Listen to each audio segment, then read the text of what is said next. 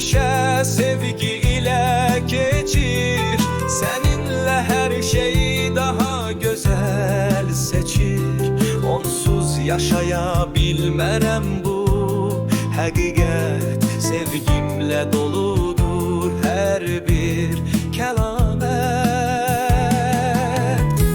Eşqlə yoğurdum bu ürəyimi, bu olmasaydı mən dünyaya sığardım.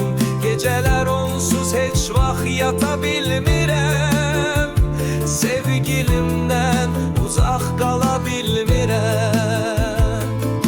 Yuxularımda sən həmişə varsan, bilirəm ki məni ürəkdən anarsan.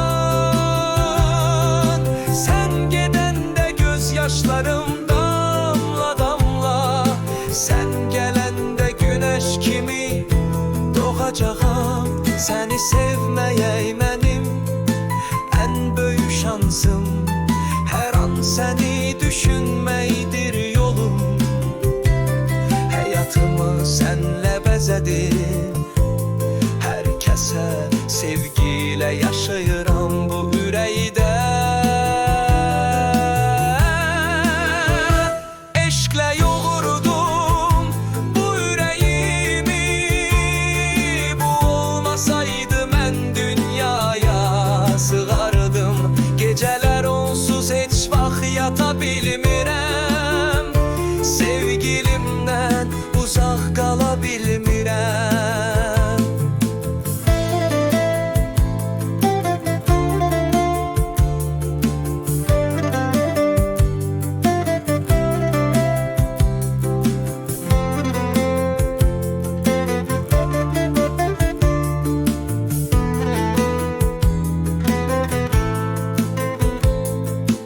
Qəlbim gül bağıdır,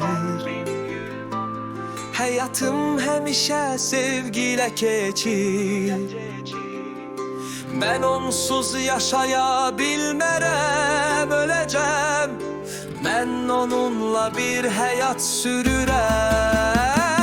Eşqlə yoğurdum bu ürəyimi, bu olmasaydı mən dünyaya sığardım. Gecələr onsuz heç vaxt yata bilmirəm, sevgilimdən uzaq qala bilmirəm. Mən onu yuxularımda görürəm, bilirəm ki o da mənim kimi sevir. Sən gedəndə göz yaşı tökəcəyəm.